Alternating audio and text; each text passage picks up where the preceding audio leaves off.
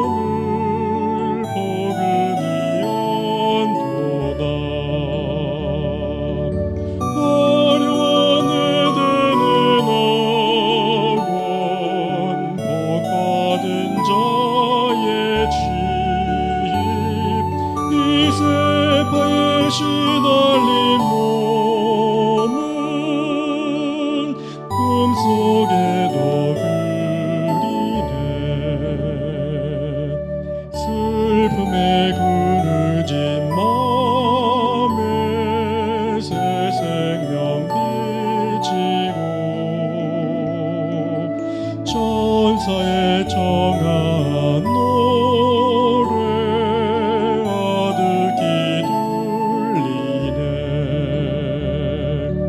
화려한 에덴의 낙원 복받은 자의 집 이 세파에 시달린 몸은 꿈속에도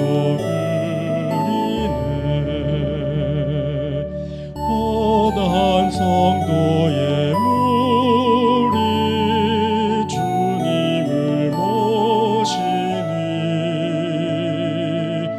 영광의 시온성 높이 새 노래 넘치네. 화려한 에덴의 낙원 복받은 자의 이 세파에 시달린 몸은 꿈속에도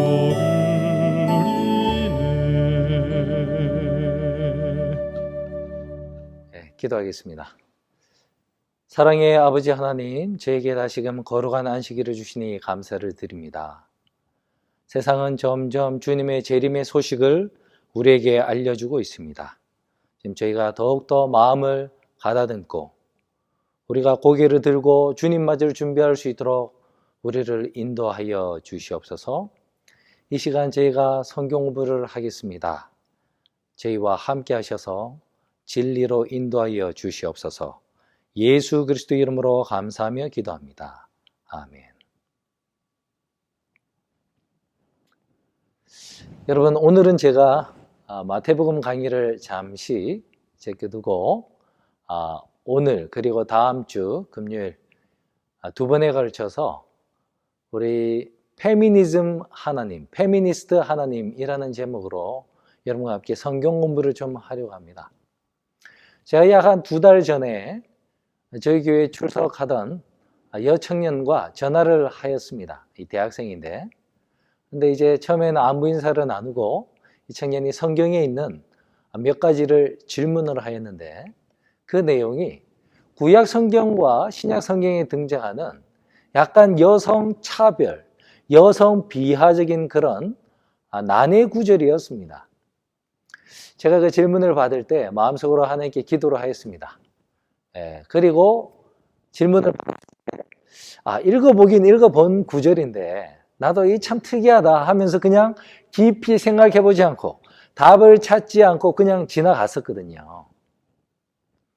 그런데 일단 제가 답변을 해줄 수 있으면 하고 못하면 못하겠다 생각을 좀 더 해보고 알려주겠다라고 할 마음으로 질문을 듣고 분명히 이게 하나님, 사랑의 하나님이 그러실 분이 아닌데 하나님의 사랑으로 한번 생각을 해봐야 되겠다라고 하면서 그 부분을 생각을 하면서 답변을 주는데, 와, 여러분, 놀라운 일이 생겼습니다. 성령 하나님께서 한 번도 생각해보지 않은 그 답을 제가 답변을 할 수 있도록 해주신 거예요. 얘기를 하고 보니 저도 너무 신기한 것입니다. 야, 어떻게 그 해답이 갑자기 머릿속에 떠올랐지? 여러분, 답은 정말 하나님께서 주시는 것이고 성령 하나님께서 우리 생각을 넣어주심이 분명한 것 같습니다.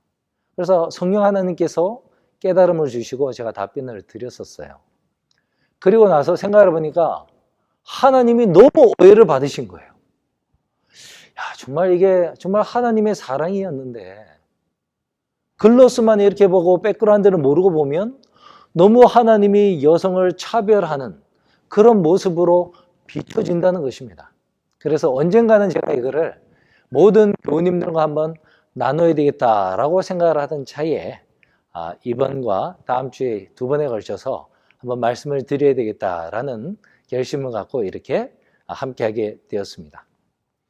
여러분, 그 국어 사전을 보면 페미니즘, 페미니스트 이런 말은 성적인 문제로 말미암아 정치적, 경제적, 사회적으로 차별을 받지 말아야 한다는 그런 사상이라고 나와 있습니다. 좀 더 급진적인 페미니즘의 의미는 가부장적, 남성 위주의 이 제도를 완전히 뒤집어 엎는 그런 이제 정도의 개념을 가지고 있는 것이 페미니즘입니다. 제가 오늘 페미니스트 하나님이라고 하였을 때에는 좀 더 온화한 단어 사용임을 여러분이 이해를 해 주십시오. 제가 오늘 페미니스트 하나님이라고 할 때는 하나님께서는 차별이 없으시고 여성을 사랑하시고 여성들의 고충을 생각하시고 고려하시고 보호하시는 하나님이라는 의미에서 페미니스트 하나님이라고 말하고 있음을, 이 사전적인 정의를 한정시키고 있는 것임을 여러분이 이해하시고 이제 앞으로 계속 들어주시면 감사하겠습니다. 여러분, 남자와 여자의 차별, 이건 참 문화적으로 굉장히 오랫동안 이어져 왔었습니다. 저와 여러분이 속해 있는 이 동양의 유교 문화권에서는 정말 더욱더 심하지요. 여성분들은 7살 남녀 7세 부동석이 되면서 남녀가 유별함을 시작합니다. 그리고 일찍 어린 남자들과 결혼을 해서 시집살이를 시작을 하고, 여자는 제사 준비하는 거와, 유교에는 제사가 굉장히 많았지 않습니까? 손님 치르는 것. 옛날에는 외식할 밖으로 갈 레스토랑이 없었기 때문에 모든 손님은 집에서 치러야 됐죠. 그래서 손님 접대와 제사를 준비하는 것으로만 해도 여성의 삶이 굉장히 바빴습니다. 그렇기 때문에 여성은 공부를 할 책을 읽을 필요가 없다고 그렇게 가르쳤어요. 그리고 남편이 죽으면은 남은 인생은 절대로 재혼을 할 수 없게끔 만들었습니다. 여자가 울면은 암탉이 울면 집안이 망한다느니 별 희한한 말이 우리 유교 정신에서 만들어진 말이에요. 그래서 여성들은 굉장히 뛰어난, 남성보다 더 뛰어난 사람들이 많았음에도 불구하고 그 능력을 발휘하지 못하고 차별받으면서 살아왔던 것이 사실입니다. 그리고 은연중에 우리 그리스도인들도 바로 그 문화를 영향을 받아서 우리 스스로가 우리 스스로를 한정시키고 얽매이는 케이스가 있어요. 제가 맨 처음 목회를 할 때 이제 그 작은 교회였습니다. 설교 시간에 이제 순서를 배정을 해야 되니까 사회는 대부분 이제 남자분들, 장로님들이 보시고 이제 중보기도는 많은 분들이 집사님들이 돌아가면서 보셔야 될 거 아니에요, 그렇죠? 그래서 여자 집사님들 성함을 이렇게 넣었어요. 그랬더니 그 여자 집사님들이 뭐라고 하시는지 아십니까? 자기들은 중보기도를 할 수가 없대요. 왜 그렇습니까? 했더니 여자는 단상 위에 올라가면 안 되는 것이라는 것입니다. 제가 그래 하도 기가 막혀가지고 집사님, 우리 교회에 선지자가 화이트부인 여자였습니다. 화이트부인은 단상에 올라가서 설교도 했습니다. 근데 왜 기도가 안 됩니까? 아무튼 자기들은 어렸을 적에 여자는 단상에 올라가면 안 된다고 배웠기 때문에 자기는 절대 올라갈 수가 없다는 것입니다. 성경에 그런 말씀이 어디 있습니까? 여러분, 그래서 우리가 오늘 성경 공부가 좀 필요한 것 같습니다. 그래서 정말 오해받고 잘못 알려져 있는, 또 그것이 하나님의 품성과 직결이 되어 있거든요. 하나님께서 여성의 비하와 차별을 마치 허락하시고 조장하시고 방임하신 것처럼 보이는 이 오해받는 하나님의 모습을 제가 오늘 성경 공부를 통해서 한번 밝혀보도록 하겠습니다. 근데 우리가 한 가지 인정은 해야 되는 게 있습니다. 그것은 뭐냐면, 이 성경이 기록될 당시에 그 사람들이 처해 있는 상황은, 그 문화는 마치 우리 동방의 유교 문화권처럼 가부장적인 그런 문화권에서 기록이 됐다는 것은 우리가 인정을 좀 해야 되겠습니다. 그리고 그 인정에 관한 내용을 제가 잠시 소개를 한 후에 제가 이제 문제의 성경 구절에 들어가도록 하겠습니다. 자, 맨 처음에 우리가 여성분들이 창조함을 받던 모습으로 한번 가보도록 하겠습니다. 창세기 2장입니다. 창세기 2장 20절과 21절입니다. 창세기 2장 20절과 21절. 아담이 모든 육축과 공중의 새와 들의 모든 짐승에게 이름을 주니라. 아담이 돕는 배필이 없으므로 여호와 하나님이 아담을 깊이 잠들게 하시니 잠들매 그가 갈빗대 하나를 취하고 살로 대신 채우시고, 여호와 하나님이 아담에게서 취하신 그 갈빗대로 여자를 만드시고 그를 아담에게로 이끌어 오시니, 이렇게 나옵니다. 돕는 배필을 만들어 주겠다. 여기서 배필이라는 의미는 이 에젤, 정말 도움이라는 말이에요. 근데 이 말이 도와주다라는 의미에서 마치 여러분이 세크레터리, 비서나 뭐 이런 집사 정도 개념으로 생각하시면 안 돼요.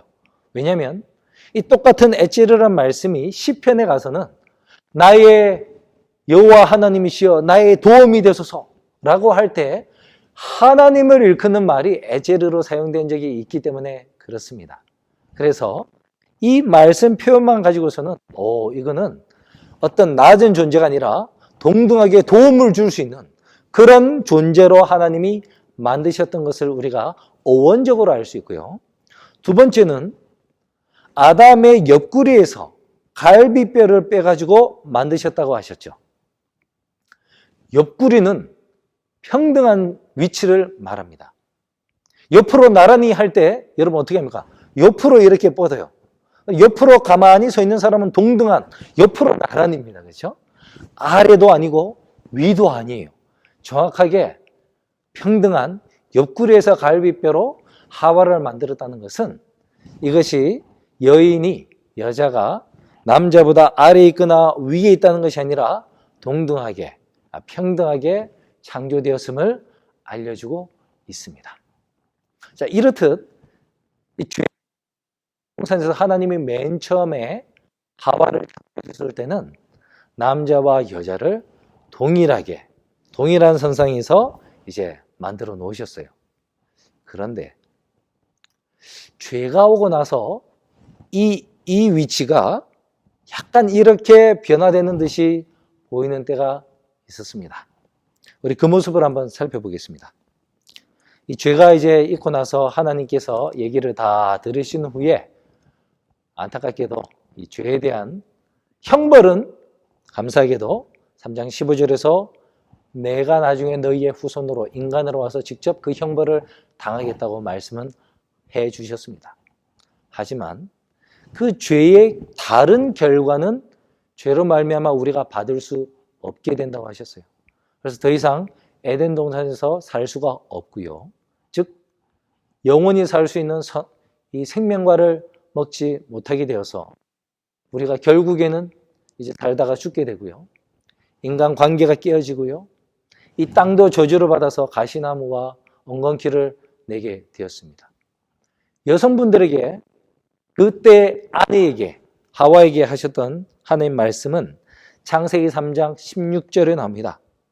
창세기 3장 16절에 또 여자에게 이르시되 내가 내게 잉태하는 고통을 크게 더하리니 내가 수고하고 자식을 낳을 것이며 너는 남편을 사모하고 남편은 너를 다스릴 것이니라 하시고, 이 말씀이 이제 등장을 합니다.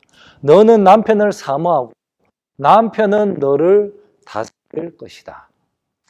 이 부분에 대해서는 다음 주에 우리 신약 성경을 공부할 때 이 무섭을 좀 더 깊이 있게 공부를 하겠습니다. 어쨌든 지금은 이렇게 넘어가겠는데요. 죄 짓기 전에는 이렇게 있던 상태가 죄가 있고 나서는 이렇게 변했어요. 우리가 그 이유를 살펴볼 때는 이제 디모데전서 2장을 생각해 볼 때 하와가 맨 처음에 꼬임을 받았다는 거예요. 그죠? 그리고 선악과를 맨 처음 따먹은 게 하와였어요. 그리고 자기만 죄를 짓을 뿐만 아니라 그 선악과를 들고 남편에게 찾아가서 당신도 이거 먹어봐 해서 아담이 하와가 없는 세상을 상상을 하지 못해요. 그냥 같이 죽자는 심정으로 어찌 되겠지 하면서 하와 때문에 먹었거든요. 그래서 굳이 이제 죄의 경중을 따지자면 아담보다는 하와가 죄가 더 있었습니다. 그래서 하와가 남편의 다스림을 받을 것이다 라는 얘기를 하나님이 해주시고 가부장제가 여기서 시작이 된 거예요.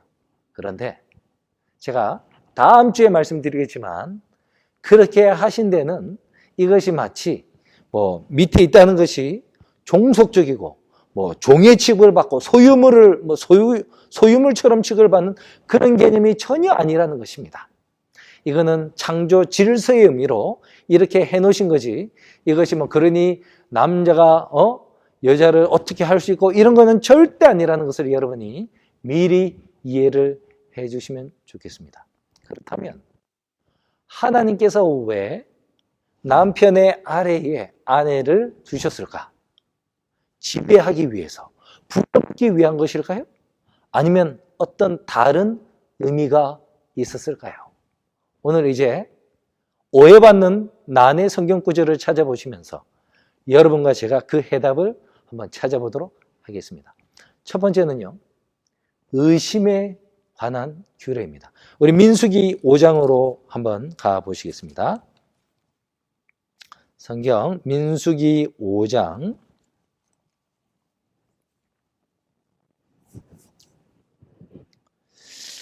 자, 우리 12절부터 보도록 하겠습니다. 12절입니다. 민수기 5장 12절부터 함께 읽겠습니다. 모두 다 성경을 펴주십시오. 시작. 이스라엘 자손에게 고하여 그들에게 이르라. 만일 어떤 사람의 아내가 실행하여 남편에게 범죄하여 타인과 종교를 하였거나 그 남편의 눈에 숨겨 드러나지 아니하였고 그 여자의 더러워진 일에 증인도 없고 그가 잡히지도 아니하였어도 그 더러워짐을 인하여 남편이 의심이 생겨서 그 아내를 의심하든지 또는 아내가 더럽히지 아니하였어도 그 남편이 의심이 생겨서 그 아내를 의심하거든 그 아내를 데리고 제사장에게로 가서 그를 위하여 보리가루 에바 10분지 1을 예물로 드리되 그것에 기름도 붓지 말고 유향도 두지 말라. 이는 의심의 소재요 생각하게 하는 소재니 곧 죄악을 생각하게 하는 것이니라. 그리고 그 뒤에 이렇게 보면 이제 쭉 자세한 내용이 나옵니다. 핵심은 이겁니다. 남자가 의처증이 걸린 거예요. 여자가 정말 바람을 피웠든지 안 피웠든지 간에 남편 마음에 괜히 아내에 대한 의심이 드는 거예요. 그럴 때는 어떻게 하면 좋겠습니까? 하나님이 그때 이런 얘기를 해주셨습니다. 그러면 아내와 함께 제사 드릴 걸 가지고 성소에 와라.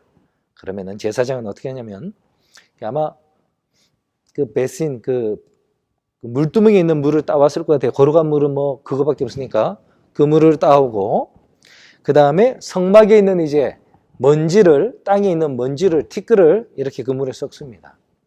그리고 여자는 머리를 이제 풀어 헤치게 했어요. 그리고 나서는 이 뭐 두루마리에 저주의 글, 고통의 글을 막 적습니다. 그런 다음에 그거를 그 물에 이렇게 약간 씻어요. 그러면 그 글자들이 잉크가 흘러내리겠죠. 그렇죠? 그래서 물에 섞이겠죠. 그러면 이 물은 저주의 글이 들어가 있는 저주의 물이 되는 거예요. 쓴물이 되는 거예요. 약간 좀 미신적입니다. 하나님이 왜 이렇게 하셨을까? 저는 그것까지는 이해가 안 돼요. 아무튼 굉장히 미신적인데, 그렇게 이 물에다가 성막의 티끌과 저주의 글의 글씨가 쓰여진 잉크가 녹아내린 그 물을 딱 가지고 여인에게 얘기합니다. 당신이 만약에 남편을 속이고 그렇게 바람을 피우고 했으면, 당신이 이 물을 마시면 이 물은 당신의 넓적다리를 마르게 하고, 넓적다리는 이 여성의 성기를 말합니다. 그게 마른다는 것은 잉태를 앞으로 하지 못하게 된다는 말이에요. 그리고는 또 다른 거는 배가 불러올 것이다 이랬어요. 배가 뭐 불러서 나중에 어떻게 된다는 모르지만, 그래서 수치를 당하게 할 것이다 이렇게 합니다. 그러면 여자는 아멘 아멘 해야 돼요. 그런 후에 그 저주의 물을 마십니다. 그래서 정말 그분이 간음을 한 여인이면 정말 그렇게 되는 것이고요. 간음을 하지 아니한 정말 의처증에서 시작된 거라면 아무 일도 없이 오히려 축복을 받고 가게 되는 거예요. 왜 여자에게만 이런 의처증에 대한 규례가 있고 남자에 대한 규례가 없느냐 하는 것입니다. 여러분, 하나님이 왜 이런 제도를 넣어주셨는지, 여러분이 만약에 이 제도가 없었더라면 생각해 보시면 쉽게 알 수가 있어요. 자, 여러분, 만약에 여러분이, 자, 이거는 이스라엘 사회에서만 적용되는 규례죠. 여러분 만약에 하나님을 안 믿는 이방 족속이었다고 해봅시다. 그 당시 고대 사회는 모든 것이 남성 중심의 사회였습니다. 성경에서는 하나님이 하와에게 남편은 너를 다스릴 것이요 하면서 이런 제도를 주셨지만, 이방 사람들은 그냥 하나님을 모르고 율법을 모르는 상태에서 그냥 힘으로 하는 거예요. 힘으로. 남자가 육체적으로도 힘이 세고, 힘이 세다 보니까 뭐 하는 거예요? 밖에서 좀 더 힘든 일, 사냥 같은 걸 할 수 있고, 또는 적으로부터의 전쟁, 뭐 공격하고 뭐 이러는 싸우고 하는 것을 아무래도 육신이 좀 더 튼튼한 남자가 하는 것이기 때문에, 남자가 그렇게 좀 더 강한 입장에서 가정의 컨트롤을, 왜? 먹고 사는 생계와 안전을 남성이 책임을 지니까 그렇게 이제 여성이 남성에 종속되는 그런 환경 가운데 모든 고대 근동 사람들이, 뭐 우리도 최근까지 그렇게 살아왔지 않습니까? 그러는 사회에서 만약에 아내가 남편에게 그런 바람을 피운 것 같은 의심을 받는다? 그러면 하나님을 믿지 않는 사회에서는 남자들이 어떻게 했겠습니까? 여자를 구타를 하고 그 다음에 쫓겨냈겠죠. 그리고 자기는 다른 여자 그냥 데리고 사는 거예요. 이런 식으로 여인들이 버림을 받게 되었을 것입니다. 단지 뭐 때문에 증거도 없는데 의심한다는 이유로, 자기 기분이 수상하다는 이유로 여자가 구타를 당하고 버림을 당하게 된단 말이에요. 여러분, 하나님께서는 바로 그것을 막아주시려고 하신 것입니다. 당시에 여인이 그렇게 버림을 받으면 여인은 그 상황에서 가장 가난한 사람으로 전락합니다. 그거는 이스라엘도 거의 마찬가지였어요. 정말 이혼을 당하고 쫓겨난 여인은 기업이 없지요. 기업이란 건 땅이죠. 하나님께서 맨 처음에 이제 각 가정별로 나눠준 그 땅은 아들에게로 이제 상속이 되지 않습니까? 그렇죠? 그래서 그 여인은 땅이 없어요. 그러면은 구걸을 하든지 남의 밭에서 일을 하든지, 아니면 이스라엘 백성 같은 케이스는 추수가 끝나면 떨어진 이삭이나 주워 먹으면서 그렇게 살아가는 것이 남편이 없는 여인들의 삶이었습니다. 의처증으로 말미암아 버림을 받은 여인들은 정말 그렇게 사회에 보호를 받지 못하고 비참한 삶을 살아가는 것이 운명이었어요. 그렇지만 하나님께서는 바로 이 의심의 규례를 만들어주심으로 적어도 이스라엘 가운데서는 남편이 의심한다고 여인이 그렇게 불행한 삶을 살도록 하지 않으신 거예요. 의심이 간다? 여인 때리지 마라. 화 풀지 마라. 다 같이 성막으로 와라. 하나님이 판단하실 것이다. 그 당시 모든 사람들은 하나님을 철저하게 믿고 있었으니까 성막에서 하나님이 내 아내는 바람피지 않았다라는 확실한 증거가 있으면은 그 마음속에 있는 의심도 다 사라지고 아내를 더욱더 사랑하고 또 더 미안해하니까 더 잘해주지 않았겠습니까? 여러분, 의심의 규례 그냥 봤을 때는 왜 여인들에게만 정말 남편은 의심해도 괜찮고 말이야 여자는 왜 이렇게 불행하게 이런 규례를 받아야 돼? 근데 여러분 알고 봤더니 이게 뭐예요? 정말 페미니스트 하나님께서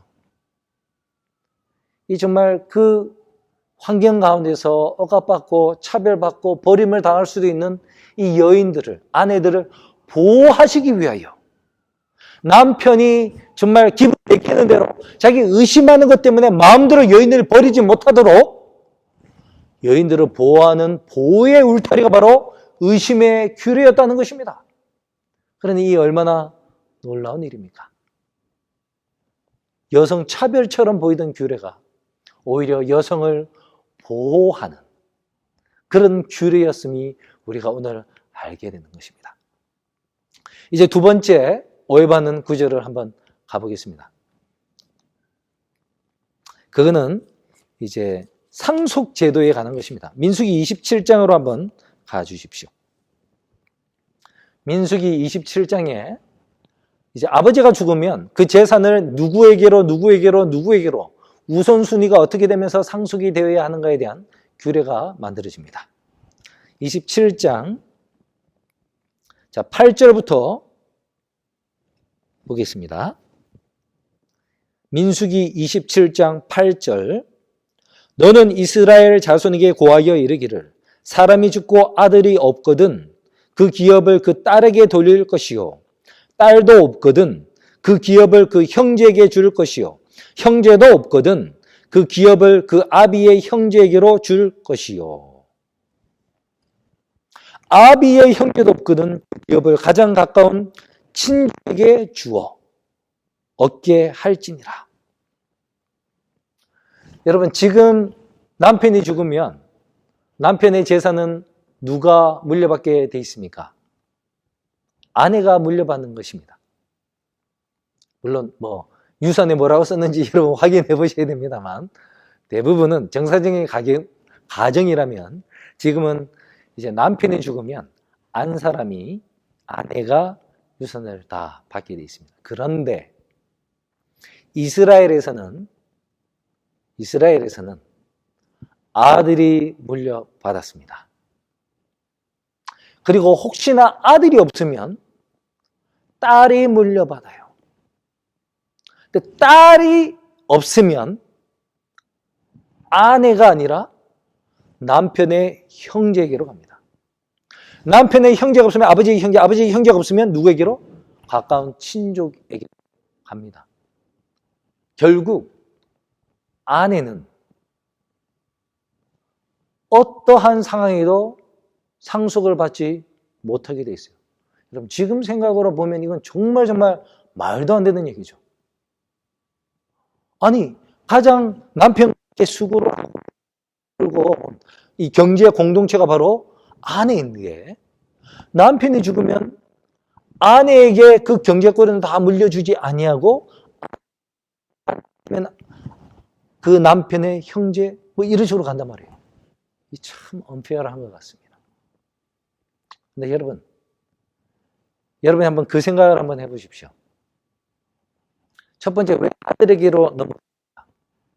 여러분 지금은 부모님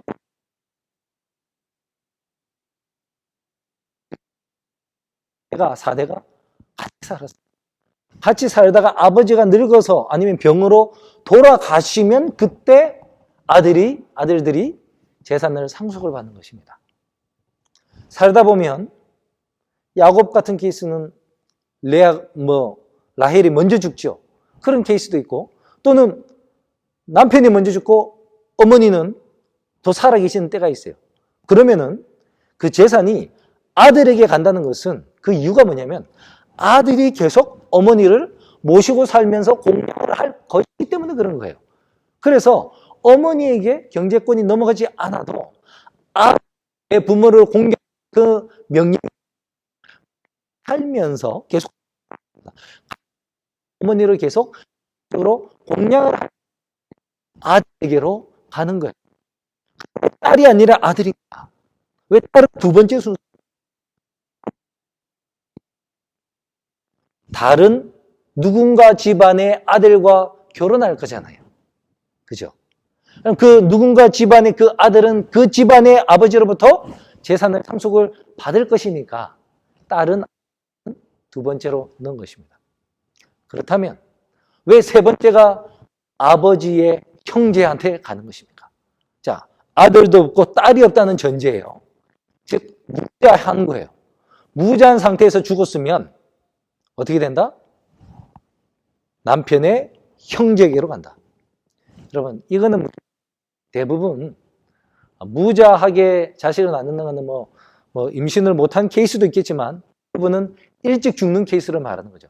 젊은 나이에 전쟁으로 죽든지 사고로 죽든지 질병으로 일찍 자식을 아직 놓지 못하고 결혼한 지 얼마 안 돼서 죽은 거예요. 자, 그런 케이스에는 그 남편의 형제에게로 재산을 다 돌려야 돼요. 그것도 좀 언페어한데, 네, 여러분. 이스라엘 형수 취수혼이라는 제도가 있었고요. 또 고엘, 기업 무르는 제도라는 것이 있었습니다. 이거는 무엇인가? 자, 형제들이 있는데 그 형제 중에 첫 번째 형제가 여인이랑 결혼을 해서 자식이 없이 죽었어요. 그러면은 그 다음 형제가, 즉 형수를 자기 아내로 맞이해서 결혼을 해줘야 되는 거예요. 그래서 자식이 낳으면 그 자식은 족부에 그리고 아래에 나온 자식으로 기록이 됩니다. 그래서 형의 장자의 기업을 물을 수 있게끔 이렇게 해주는 것이 바로 수치수혼 기업 물을 자 고엘 제도였습니다.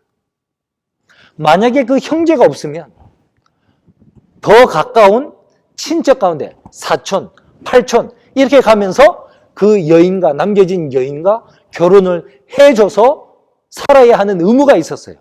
그러니까 여러분, 굳이 그 재산이 나한테 오지 않고 형제에게로 간다 할지라도 그건 어떻게 되는 거예요? 결국 그 사람이 나의 새로운 새 신랑이 될 것이니까 결국 내 남편의 재산이 그에게 간다 할지라도 그것은 곧 나의 재산과 같이 되는 것입니다.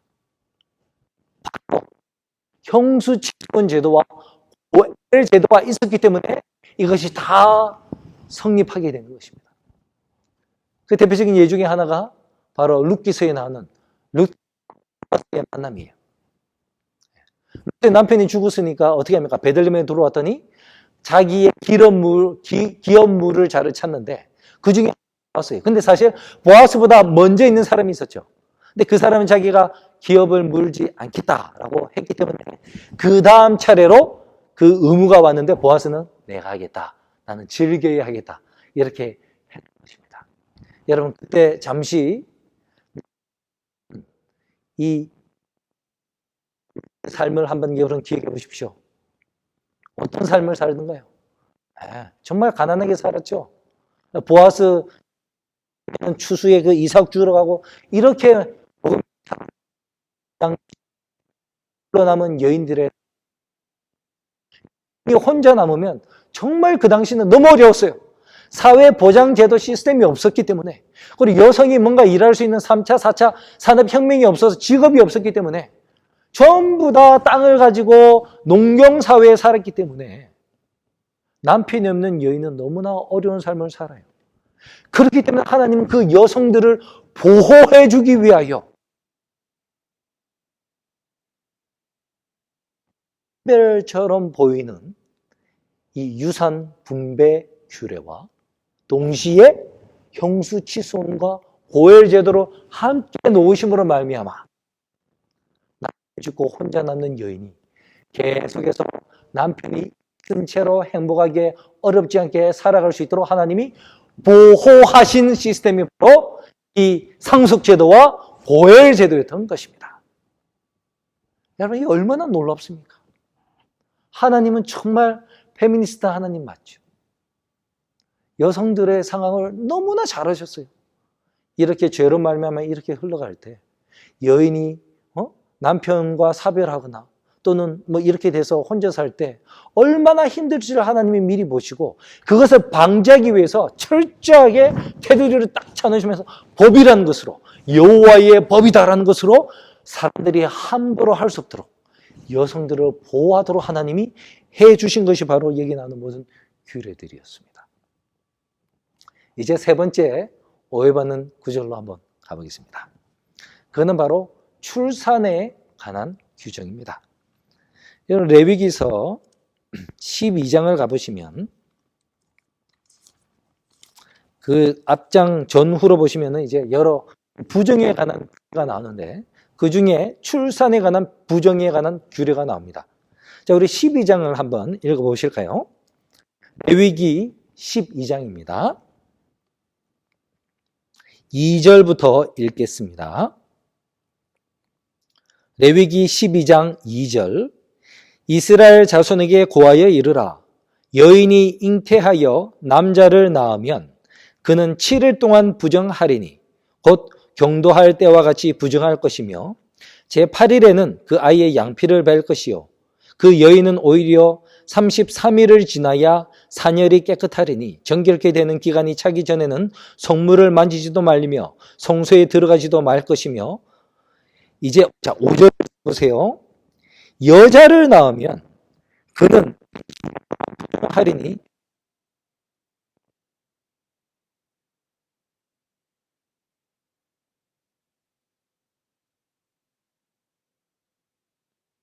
자, 7일 동안 6일 동안 이렇게 나옵니다.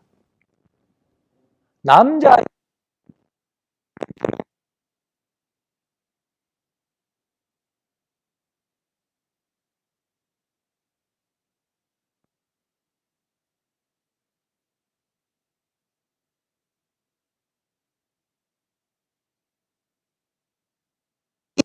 즉 14일을 부정하고 그 다음에 또 66일을 더 부정해서 토를 80일 동안 부정하다고 했어요.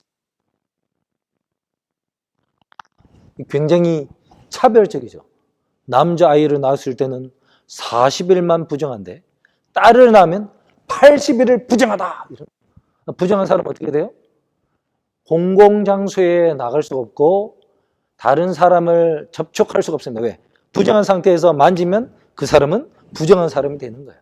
그래서 다른 사람과 접촉하지 못하고 집에서 아무것도 하지 말고 그냥 감금된 상태에서 살아야 되는 게 바로 부정케 되는 것입니다. 정말 억울하죠.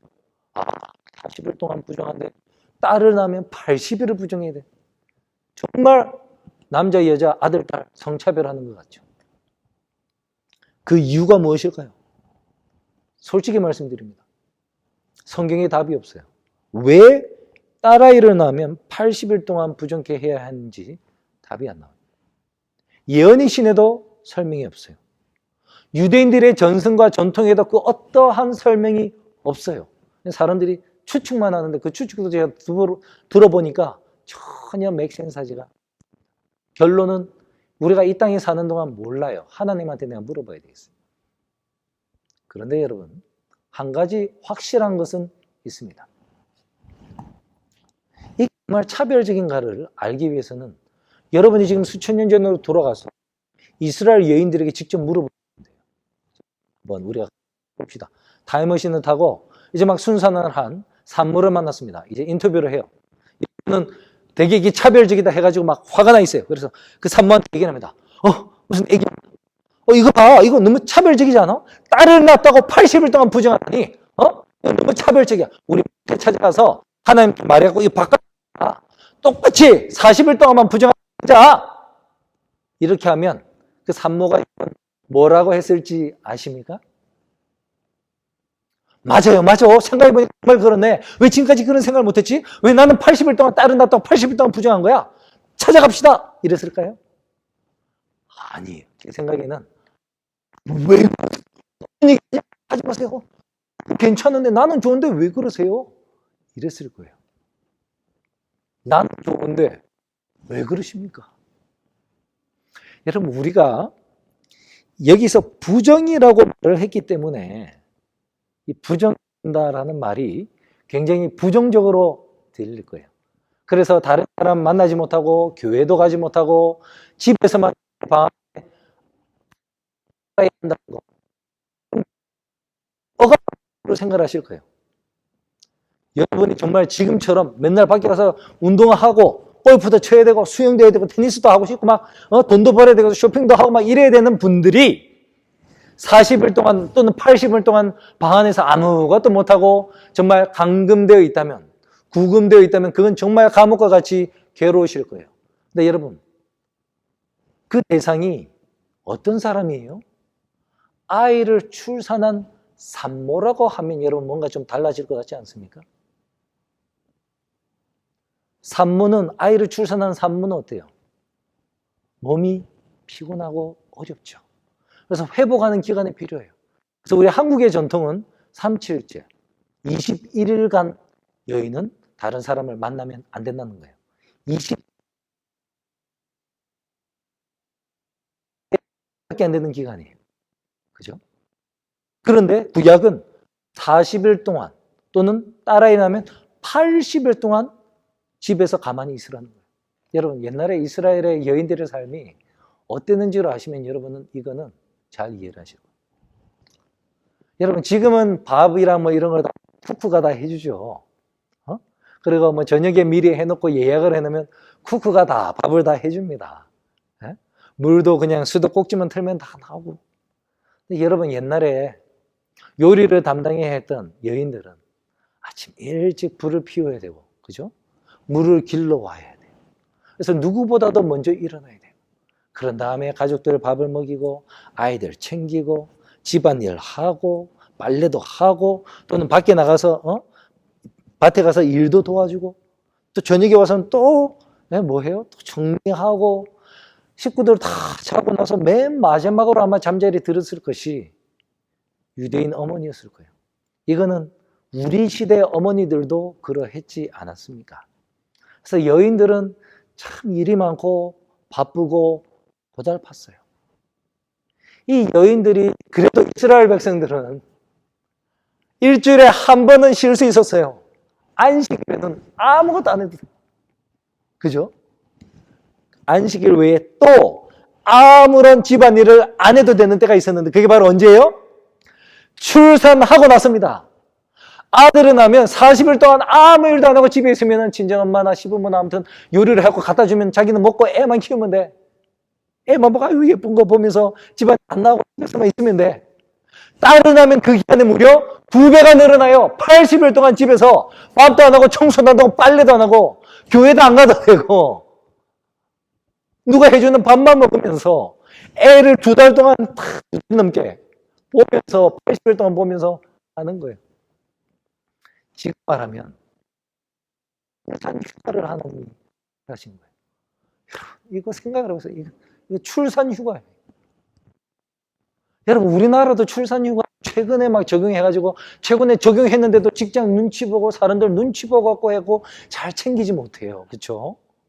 근데 여러분, 그 수천 년 전, 지금부터 4,000년 전에 인권이라는 개념이 없고 여성들이 대부분은 정말 억압받고 차별받고 그냥 막 그들의 노동을 막 부려먹던 그런 시대에 하나님께서 부정이라는 감투를 싹 씌워주시면서 여성들을 산후 휴가를 주시면서 보호를 해주신 거예요.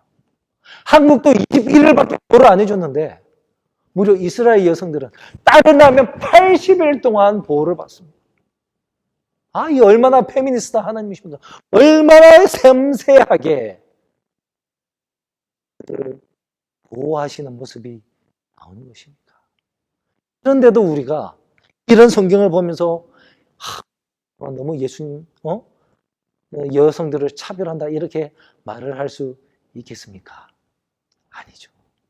정말 우리 하나님 너무 대단하신, 섬세하신 사랑의 하나님이심으로 인해 정말 다시금 감사를 드리게 됩니다. 마지막으로 한 가지 점을 더 보겠는데요. 그것은 구약 성경에서 이 사람들을 계수를 할 때 누구는 카운트를 안 해요? 여자를 카운트 안 했다. 이게 차별이라고 또 얘기를 합니다. 그러면 또 그런 것 같은데 여러분 잘 생각을 해보세요.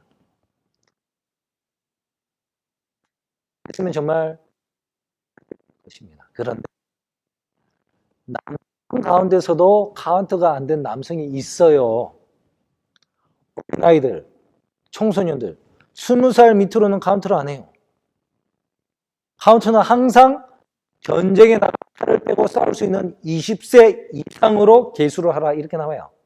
그리고 어른들, 시니어들, 노인들도 계수되지 않습니다. 그래서도 모든 남자들이 계수가 된 것이 아니니 이거는 엄밀히 말하면 성차별이 아니죠. 그리고 여러분 구약시대에는요 그 계수할 일이 별로 없어요. 하나님이 다스리는 때에 민수기 때 많이 계수를 해요. 출애굽에 나올 때 각 지파별로 몇 명이었는가. 그리고 나중에 또 1년 있다가 또 가나안 들어갈 때 얼마.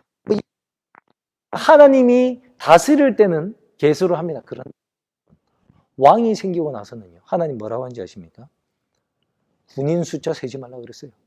왜냐하면 그 수에 의지하게 될까 봐. 왕이 된 사람은 인구 조사를 하지 말라고 그랬단 말이에요. 근데 나중에 그거를 다윗이 한번 했죠. 다윗이 할 때 그 악하고 막 자기 성질을 들어하던 요압 장군도 하나님 앞에 왜 이렇게 큰 죄악을 지으려고 하십니까? 라고 하면서 인구 조사를 안 하란 말이에요. 다윗이 막 시켰어. 그것 때문에 나중에 큰 또 재난이 오죠. 그래서 여러분 사실 이스라엘 백성들은 계산하는 것, 인구조사가 없었어요. 하나님이 하지 말라고 했단 말이에요. 그래서 계수할 일이 없었기 때문에 정작 이스라엘 백성들 여자들은 나 계수 안 했다고 나 차별이네 이런 생각을 한 적이 없을 것입니다. 당사자들은 그런 생각을 한 적이 없을 거예요. 그래서 여러분 다시 말씀드리지만 구약 성경에 사람 숫자 센 때는요 반드시 전쟁할 때만 세는 거예요. 전쟁할 때.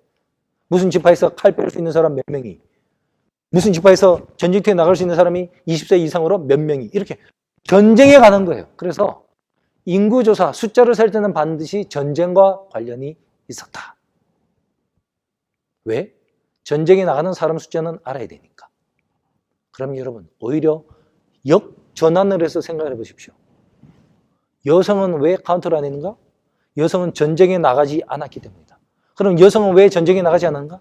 남성들이, 아내와 모든 노약자들은 다 안전한 성 안에서 보호를 했기 때문이다. 여러분 여기 카운트 안 된 그 여성들은 안 나가도 되고요. 안전한 성 안에서 보호를 받았던 것입니다.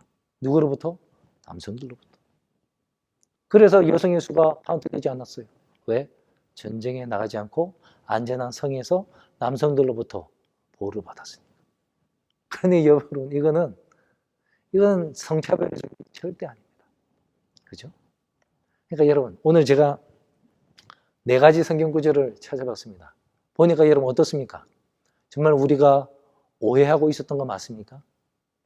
제가 이걸 깨달으니까 정말 우리 하나님께 너무 감사했어요.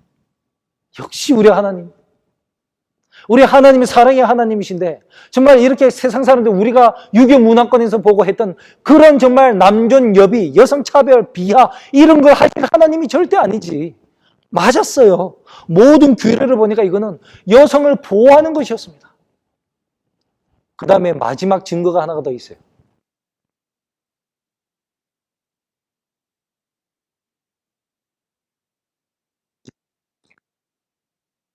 사사가 뭡니까? 사사는 뭐 거의 왕전에 있었던 지도자잖아요. 그죠? 선지자 겸 지도자. 그 사사 가운데 누가 있어요? 드보라라는 사사가 있었어요. 그 다음에 모세는 미리암은 또 어땠어요? 여성 지도자로서의 역할을 잘 했습니다. 에스더가 민족을 구하는 역할을 했어요. 하나님은 구약시대에도 여성분들을 지도자로 썼습니다. 하나님 만약에 정말 여성을 비하하고 남자 밑에서 그냥 지배나 받고 다스림나 받고 진짜 우리가 오해하듯이 그렇게 하나님이 하셨더라면 어떻게 지도자로 선지자로 사사로 여자분들을 임명할 수가 있었겠습니까? 아니잖아요. 그렇죠? 그러니 그것만 봐서라도 우리 하나님은 절대로 여성들을 비하거나 차별하신 분이 아니라 정말 여성들을 섬세하게 챙기시고 보호하시는 진정한 페미니스트 하나님이시라는 것을 우리가 알게 됩니다. 사랑하는 성도 여러분, 또 특별히 우리 사랑하는 많은 여성 여러분, 그 하나님을 더욱더 사랑하게 되시길 바랍니다. 그리고 많은 남성 여러분, 하나님이 그렇게 보호하시고 사랑하고 배려해 주신 우리 옆에 있는 우리 여성분들, 내 아내, 어머니, 딸들, 우리 여자 집사님들, 우리도 하나님처럼 정말 그들을 배려하고 사랑하고 보호하도록 합시다. 그래서 우리 모두가 성경적인 페미니스트들이 되기를 간절히 소망하면서 오늘 말씀을 줄이겠습니다. 자, 이제 마치는 둘째 참이 부르겠습니다. 둘째 참이 468장 겸손히 주를 섬길 때 468장 부르시겠습니다.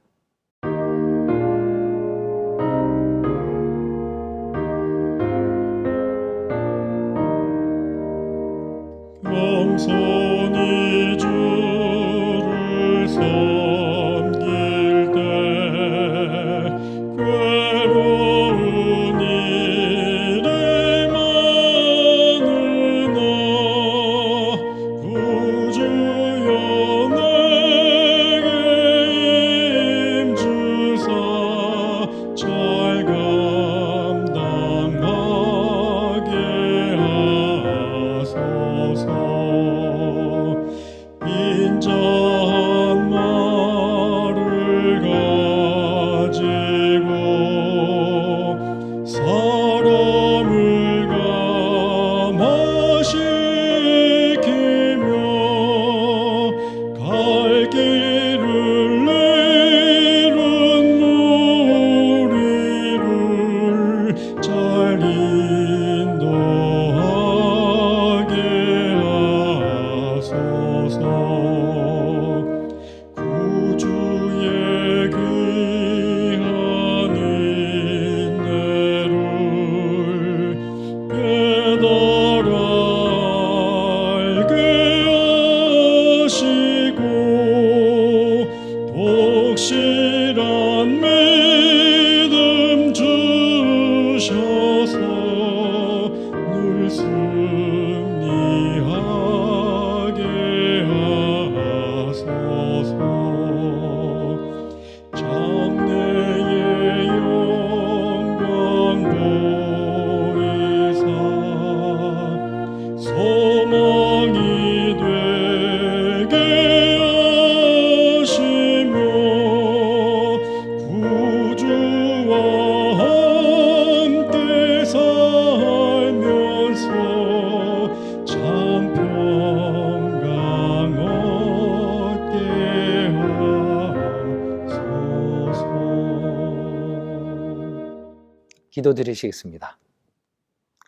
사랑하는 아버지 하나님, 정말 하나님께서는 사랑의 하나님이심을 다시 한번 우리에게 말씀으로 증명해 주심으로 인해 감사를 드립니다.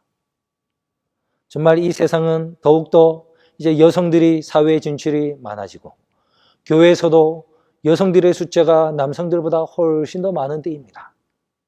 이런 때에 마치 구약과 또는 신약 성경에 있는 어떤 성경 구절들이 하나님께서 여성들을 비하하고 차별되는 것처럼 보이는 이러한 때에 우리가 그것은 잘못됐다고 믿든 정말 페미니스트 여성분들에게 이 복음을 전할 때 우리가 오늘 들은 말씀을 잘 생각해서 그들에게 정말 진정한 페미니스트 하나님을 잘 소개할 수 있는 사람들에게 도와주시옵소서. 그리고 이제 후로부터 우리 마음속에 하나님이 그러하신 것처럼 우리도 이 세상에 정말 약자들, 차별받는 사람들, 힘든 사람들을 우리가 하게 세심하게 배려해주고 사랑해주고 도와줄 수 있는 진정한 이 사회를 향한 페미니스트 재림교인들이 될 수 있도록 우리를 인도하여 주시옵기를 사랑 많으신 예수님 이름으로 기도합니다. 아멘. 감사합니다. 모두 좋은 밤 보내시고 내일 다시 한번 여러분들 찾아뵙겠습니다. 모두 행복한 안식일 되십시오.